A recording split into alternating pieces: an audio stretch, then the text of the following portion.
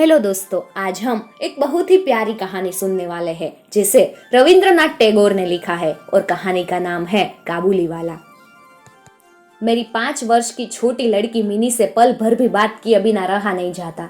दुनिया में आने के बाद भाषा सीखने में उसने सिर्फ 1 ही वर्ष लगाया होगा। उसके बाद से जितनी देर तक वो सो जाती है उस समय उस पल वह चुप्पी में रह जाती है।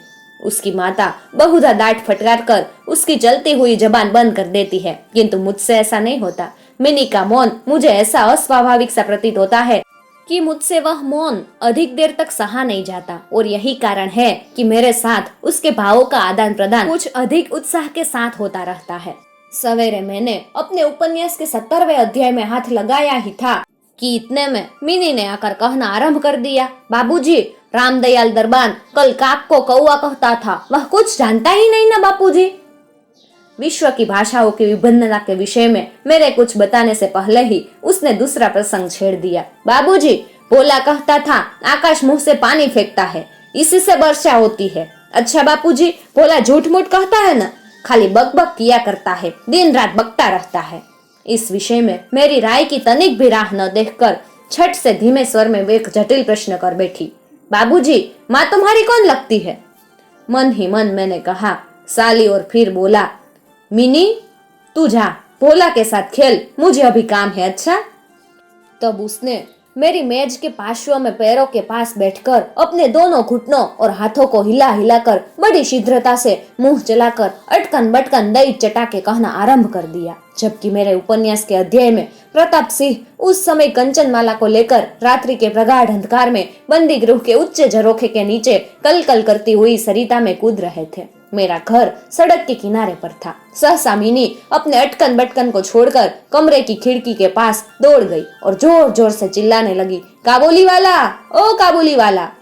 मेले कुचले ढीले कपड़े पहने, सिर पर कुल्ला रखे, उस पर साफा बांधे, कंधे पर सूखे फलों की मैली झोली लटकाए, हाथ में चमन के अंगूरों की कुछ पिटारियां लिए एक लंबा तगड़ा सा काबुली मंद चाल से सड़क पर जा रहा था। उसे देखकर मेरी छोटी बेटी के हृदय में कैसे भाव उदय हुए यह बताना असंभव है। उसने जोरों की पुकारना शुरू किया। मैंने सोचा अभी झोली कंधे पर डाले सर पर एक मुसीबत आ खड़ी होगी और मेरा 70वां अध्याय आज अधूरा रह जाएगा। किंतु मिनी के चिल्लाने पर जो ही काबुली ने हंसते हुए उसकी ओर मुंह फेरा और घर की ओर बढ़ने लगा, त्यों ही मिनी भय खाकर भीतर भाग गई।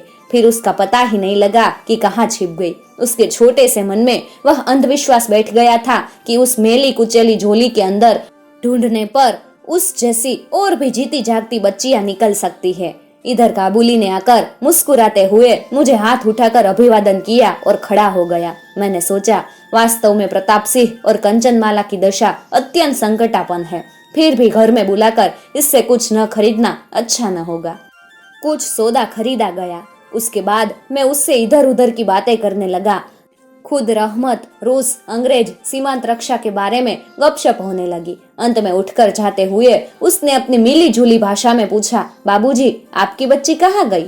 मैंने मिनी के मन में व्यर्थ का भय दूर करने की अभिप्राय से उसे भीतर से बुलवा लिया। वह मुझसे बिल्कुल लगकर काबुली के मुख और झोली की ओर संदेहात्मक दृष्टि डालती हुई खड़ी रही।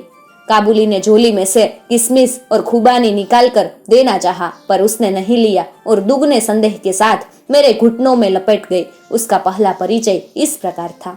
इस घटना के कुछ दिन बाद एक दिन सवेरे मैंने किसी आवश्यक कार्यवश बाहर जा रहा था। देखूं तो मेरी बिटिया दरवाजे के पास बेंच पर बैठी हुई काबुली से हंस हंस कर बातें कर रही थी और काबुली उसके पैरों के सटा बिठा मुस्कुराता हुआ उसे ध्यान से सुन रहा है और बीच बीच में अपनी राय मिली जुली भाषा में व्यक्त कर रहा है। मिनी को अपने 5 वर्ष के जीवन में बाबूजी के सिवा ऐसा धैर्य वाला श्रोता शायद ही कभी मिला होगा। देखा तो उसका फिराक का अग्रभाग बादाम किशमिश से भरा हुआ था। मैंने काबुली से कहा, इसे यह सब क्यों देता है? अब कभी मत देना, यह कहकर कुर्ते की जेब से एक अठन्नी निकालकर उसे दी। उसने बिना किसी हिचक के अठन्नी लेकर अपनी झोली में रख ली। कुछ देर बाद घर लौटकर देखता हूँ तो उस अठन्नी ने बड़ा भारी उपद्रव खड़ा कर दिया है। मिनी की माँ एक सफेद चमकीला गोलाकार पदार्थ हाथ में लिए डांट डपट कर मिनी से पूछ रही थी, तूने यह अठन्नी पाई कहाँ से? बता। मिनी ने कहा, काबुली वाले ने दी है। काबुली वाले से तूने अठन्नी ली ही क्यों, बता। मिनी ने रोने का उपक्रम करते हुए कहा, मैंने मांगी नहीं थी, उसने अपने आप ही दे दी है। मैंने जाकर मिनी की उस अकस्मात मुसीबत से रक्षा की और उसे बाहर ले आया। मालूम हुआ कि काबुली के साथ मिनी की यह दूसरी ही भेंट थी। सो बात नहीं, इस दौरान में वह रोज आता रहा है और पिस्ता बादाम की रिश्वत दे देकर मिनी के छोटे से हृदय पर बहुत अधिकार कर लिया है। देखा कि इस नई मित्रता से बंधी हुई बातें और हंसी की प्रचलित है। जैसे मेरी बिटिया रहमत को देखते ही हंसती हुई पूछती, काबुली वाला, ओ काबुली वाला, तुम्हारी झोली के भीतर क्या है?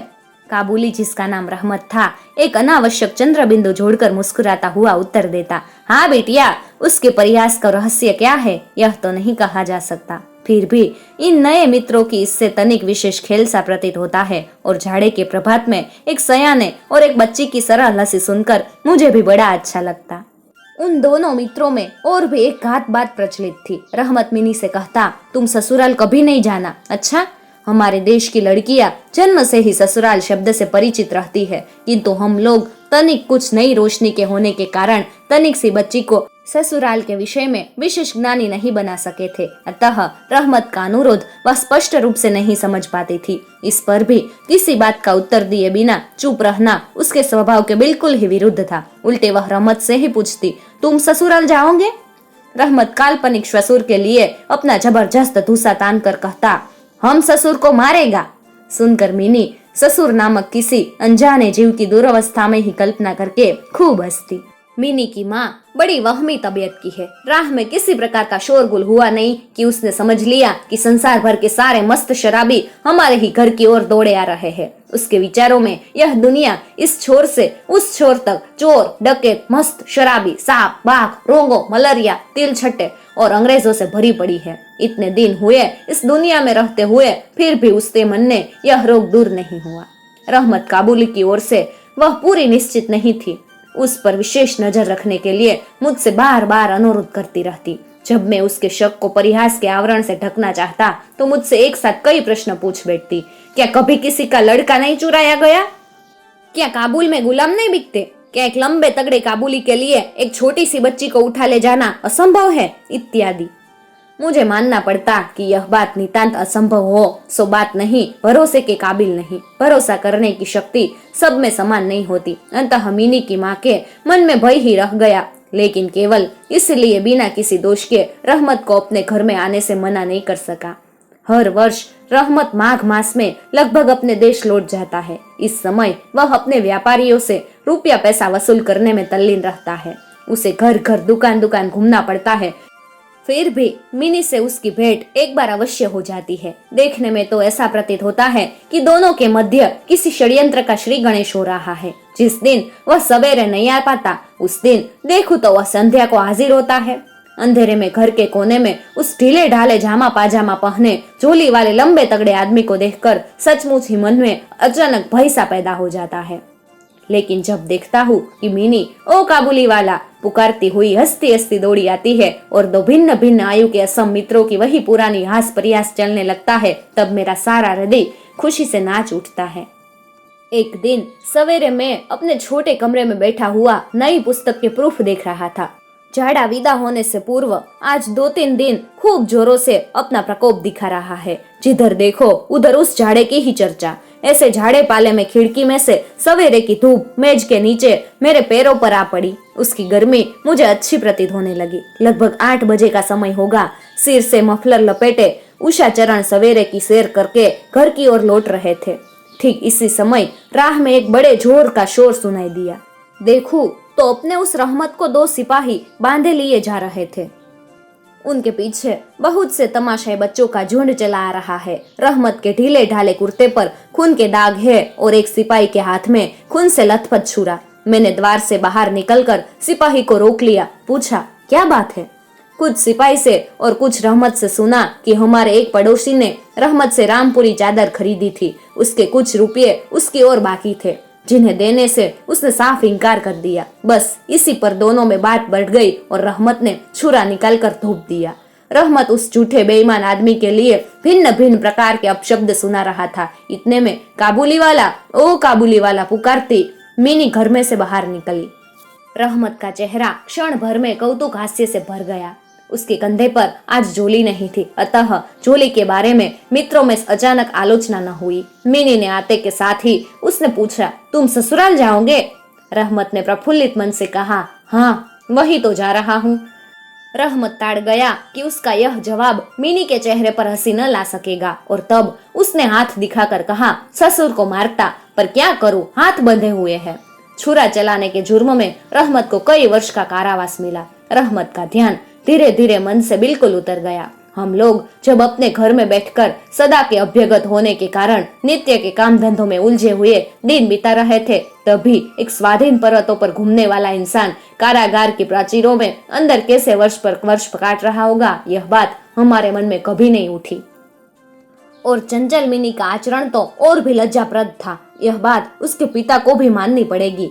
उसने सहज ही अपने पुराने मित्र को भूलकर पहले तो नई सईस के साथ मित्रता जोड़ी, फिर क्रमशः जैसे जैसे उसकी वयोवृद्धि होने लगी वैसे वैसे सखा के बदले एक के बाद एक उसकी सखियां जुटने लगी। और तो क्या, अब वह अपने बाबूजी के लिखने के कमरे में भी दिखाई नहीं देती। मेरा तो एक तरफ से उसका नाता ही टूट गया। कितने ही वर्ष बीत गए। वर्षों बाद आज फिर शरद ऋतु आई है। मिनी की सगाई की बात पक्की हो गई। पूजा की छुट्टियों में उसका विवाह हो जाएगा। कैलाशवासिनी के साथ साथ अब की बार हमारे घर की आनंदमयी मिनी भी माँ बाप घर के घर से अंधेरा करके ससुराल चली जाएगी। सवेरे दिवाकर बड़ी सज धज के साथ निकले। वर्षों के बाद शरद ऋतु की यह नई धवल धूप सोने में सुहागा का काम कर रही थी। कलकत्ता की सकरी गलियों में से परस्पर छटे हुए पुराने ईंट जरगंदे घरों के ऊपर भी इस धूप की आभा ने एक प्रकार का अनोखा सौंदर्य बिखेर दिया है। सवेरे से घर बवंडर सा बना हुआ है। हर समय आने जाने वालों का तांता बंधा हुआ है। आंगन में बांसों का मंडप बनाया जा रहा है। हर एक कमरे में और बरामदे में झाड़ फानुस लटकाए जा रहे हैं, और उसकी टक टक की आवाज मेरे कमरे में आ रही है। चलो रे, जल्दी करो, इधर आओ, कि कोई कोई गिनती नहीं है। मैं अपने लिखने पढ़ने के कमरे में बैठा हुआ हिसाब लिख रहा था। इतने में रहमत आया और अभिवादन करके खड़ा हो गया। पहले तो मैं उसे पहचान न सका। उसके पास न तो झोली थी और न पहले जैसे लंबे लंबे बाल और न चेहरे पर पहले जैसी दिव्य ज्योति।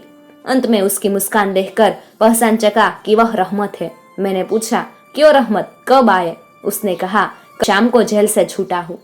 सुनते ही उसके शब्द मेरे कानों में खट से बज पड़े। किसी खूनी को मैंने कभी आंखों से नहीं देखा था। उसे देखकर मेरा सारा मन एकाएक सिकुड़ सा गया। मेरी यह इच्छा होने लगी कि आज के इस शुभ दिन में वह इंसान यहाँ से टल जाए तो अच्छा हो। मैंने उससे कहा, आज हमारे घर में कुछ आवश्यक काम है, सो आज मैं उसमें लगा हूँ। आज तुम जाओ, फिर आना। मेरी बात सुनकर वह उसी क्षण जाने को तैयार हो गया, पर द्वार के पास आकर कुछ इधर उधर देखकर बोला, क्या बच्ची को तनिक नहीं देख सकता? शायद उसे यही विश्वास था कि मिनी अब तक वैसी ही बच्ची बनी है। उसने सोचा होगा कि मिनी अब भी पहले तरह काबुली वाला, ओ काबुली वाला पुकारती हुई दौड़ी चली आएगी।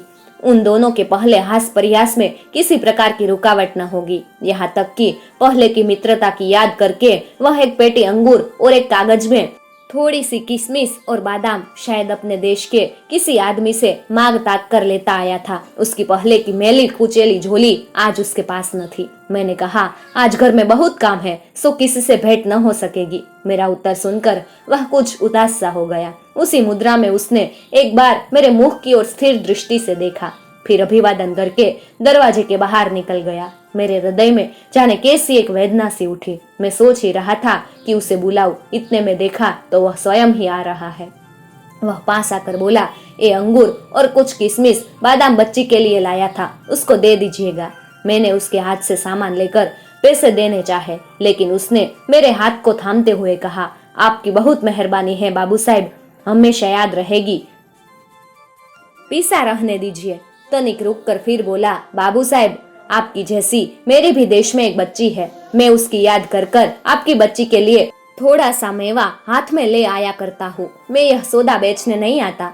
कहते हुए उसने ढीले ढीले कुर्ते के अंदर हाथ डालकर छाती के पास से एक मेला कुचेला मुड़ा हुआ कागज का टुकड़ा निकाला और बड़े जतन से उसकी चारों तरफ से खोलकर दोनों हाथों में उसे फैलाकर मेरी मेज पर रख दिया। देखा कि कागज के उस टुकड़े पर एक नन्हे से हाथ ने छोटे से पंजे की छाप है।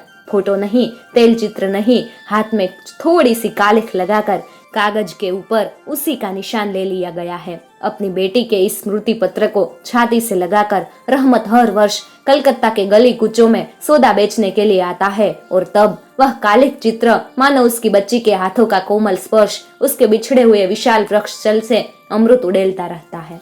देखकर मेरी आंखें भर आई और फिर मैं इस बात को बिल्कुल ही भूल गया कि वह एक मामूली काबुली मेवा वाला है और मैं उच्च वंश का रईस हूँ।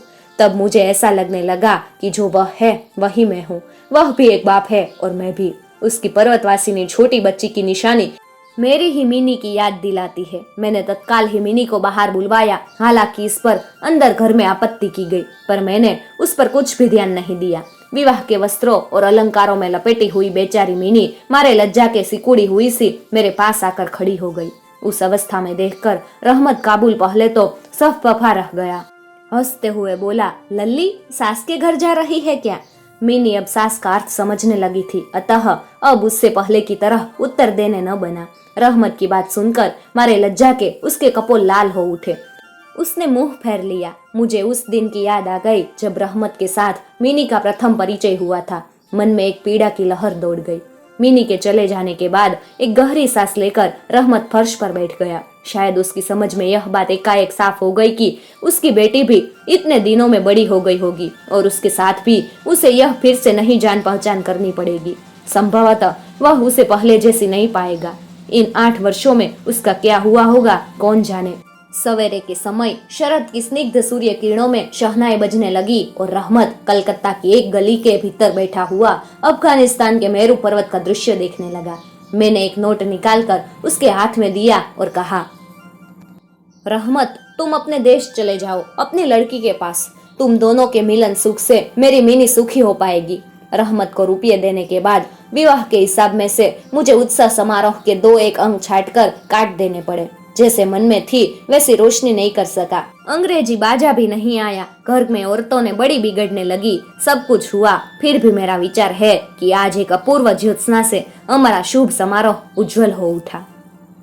दोस्तों, ऐसी ही कहानियां सुनने के लिए हमारी चैनल को सब्सक्राइब कर लीजिएगा और साथ में दिए गए बेल आइकन को भी प्रेस कर लीजिएगा ताकि आने वाले नए वीडियोस की नोटिफिकेशन सबसे पहले आपको मिल सके।